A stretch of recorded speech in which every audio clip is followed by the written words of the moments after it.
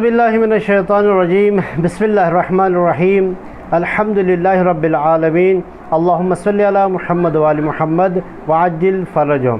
ناظرین، ہمارا موضوع حج ہے۔ حج کے واجبات بیان ہو چکے کہ حج کے واجبات میں سے پہلا واجب ہے احرام۔ اب احرام کے لیے میقات، احرام کے میقات، آج کی اس ویڈیو میں ہم جانیں گے احرام کے میقات۔ میقات کہتے ہیں اس جگہ کو جہاں سے احرام باندھنا ضروری ہے، واجب ہے، اس جگہ کو میقات کہا جاتا ہے۔ اب شریعت مقدس میں 9 میقات بیان ہوئے ہیں۔ پہلا میقات ہے ذو الحلیفہ۔ یہ میقات مدینہ کے نزدیک ہے اور مدینہ کے رہنے والے اور اسی راستے سے جو حج کے لیے جائیں گے ان کے لیے یہ میقات ہے، یہاں سے احرام باندھنا واجب ہے، ضروری ہے۔ تو اب مثال کے طور پر جو حاجی دوسرے ممالک سے پہلے مدینہ جاتے ہیں، مدینہ کی زیارت کرنے کے بعد حج کے لیے مکہ جاتے ہیں، تو وہ یہاں سے احرام باندھ کر ذو الحلیفہ سے احرام باندھ کر وہ مکہ میں داخل ہوں گے۔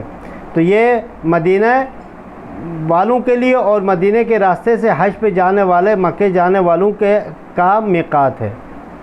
مدینہ کے رہنے والے اور مدینہ کے راستے سے حج پہ جانے والوں کا میقات ہے۔ دوسرا ہے وادی عتیق۔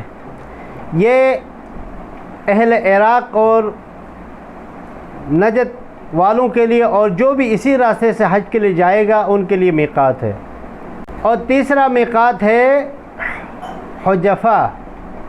یہ اہل شام، مصر اور مغربی ممالک کے لیے یہ میقات ہے، اور ہر اس شخص کے لیے جو اسی راستے سے حج پہ جائے گا ان کے لیے میقات ہے۔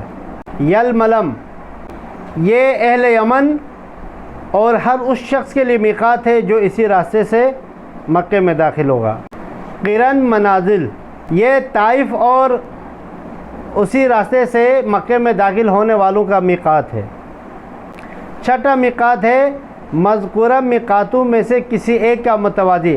مثال کے طور پر کوئی شخص ایسے راستے سے مکہ میں داخل ہو رہا ہے جو انہی جو میقات بیان ہوئے 5 میقات، ان میں سے کسی میقات سے وہ ٹچ نہیں کرتا ہے بلکہ اس کے قریب سے گزرتا ہے، تو اب جو میقات قریب میں ہے اس کے برابر والی جگہ سے برابر سے میقات باندھے گا، تو یہ بھی صحیح ہے۔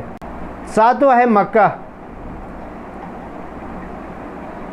جس طرح یہ حج تمتع کا میقات ہے،